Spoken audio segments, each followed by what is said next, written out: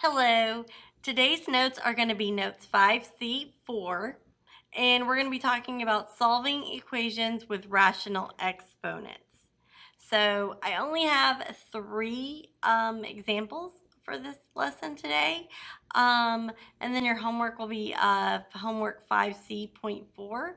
But let's go ahead and jump into solving equations with rational exponents.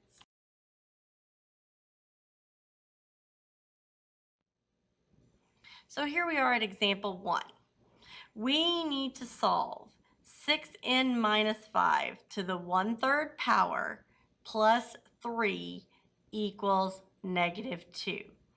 Now, just like when we solved equations with square roots, just like we solved equations that had parentheses squared, all of that stuff, our goal is to isolate the term that has the exponent.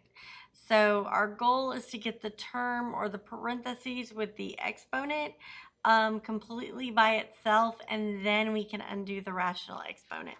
So to do that, we first have to subtract 3 because, again, we're isolating the term with the rational exponent.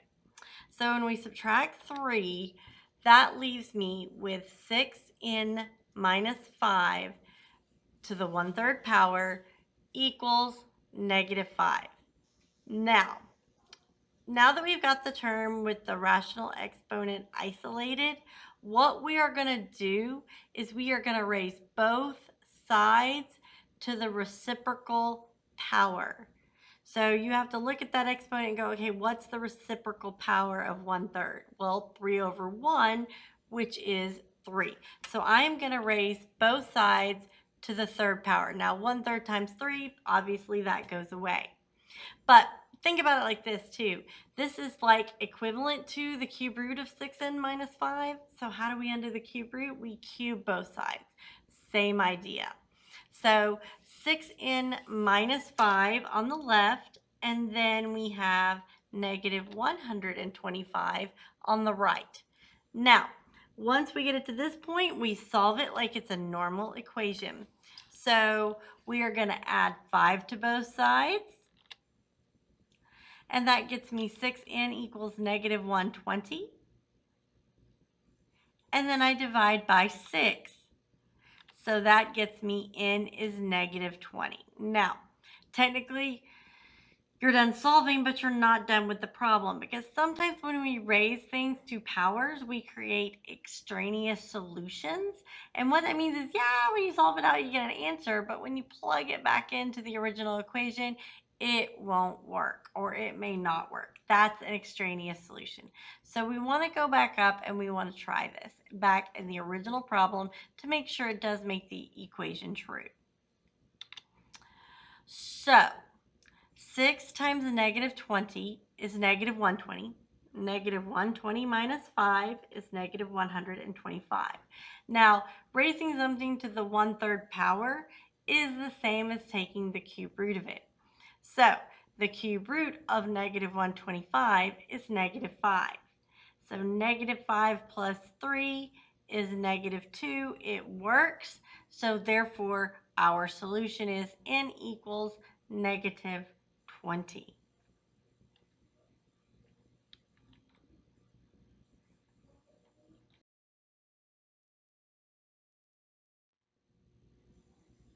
Let's look at example 2 now. We're going to solve 2 times the quantity x minus 2 to the 4/3 power plus 3 equals 35. Same rule. We've got to get that x minus 2 to the 4/3. We've got to get that by itself. So first thing we're going to do is we are going to subtract 3.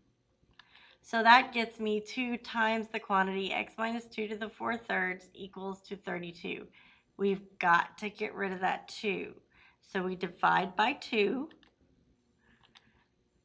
and that cancels out those 2's, and that leaves me with x minus 2 to the 4/3 equals 16. Now that we've got the quantity to the power isolated, we are going to raise both sides to the reciprocal power. So the reciprocal of 4/3 is 3/4. So we're going to raise both sides to the 3/4 power. Now on the left, The 4's cancel, the 3's cancel, so we're left with x minus 2. But on the right, I can't evaluate a number to a rational exponent, so I'm going to have to turn it into a radical. So remember, the top number is your exponent, the bottom number is your index. So that gets me x minus 2 equals the 4th root of 16 cubed. Now you're probably out there going, could I do 16 cubed and then take the 4th root? The answer is yes. But remember, on your quiz and on your test, you're not going to have access to a calculator. So if you don't have access to a calculator, you're going to be doing 16 times 16 times 16 by hand. So it's just easier because I know the 4th root of 16 is 2. So for me, it's easier to take the 4th root and then raise that result to the 3rd power. Now there's one quick catch. It's the 4th root of 16. And that radical was not there, that 4th root was not there prior to us solving. So technically, we put the 4th root there. We put the radical there. So we can't just say that the 4th root of 16 is 2 because we're using it for solving. So we have to say that the 4th root of 16 is actually plus or minus. So because the index is even, you have to put in a plus or minus. So it's going to be plus or minus 2 cubed. Now, plus or minus 2 cubed is equal to plus or minus 8. Now, it does not matter if you go ahead and add the positive 2 and say x equals 2 plus or minus 8, in which you go 2 plus 8, 2 minus 8, and get your two solutions. Or you could do x minus 2 equals positive 8, x minus 2 equals negative 8, which is what I've done. Either way, add the 2, then split it up, or split it up and then add the 2. Either way, you're going to end up with the same result if the math is correct. So if I add 2 to both sides, I'm going to get x equals 10 and x equals negative 6. Now again, I cannot assume that they automatically work. I can't do it.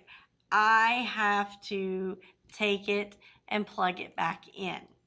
So 10 minus 2 is 8. Now this becomes 8 to the 4/3 if I'm plugging it back in at the top. So remember, that means I can take the cube root and then take that result to the 4th power. So the cube root of 8 is 2. 2 to the 4th is 16. So 2 times 16 is 32 plus 3 is 35. So 10 works. Now, if I plug in negative 6, that gets me negative 6 minus 2, which is negative 8. Cube root of negative 8 is negative 2. Then negative 2 to the 4th power is positive 16. So 16 times 2 is 32. 32 plus 3 is 35. So in this case, both solutions work. So I can say that x equals, in birdie braces, negative 6 comma 10. So both solutions work.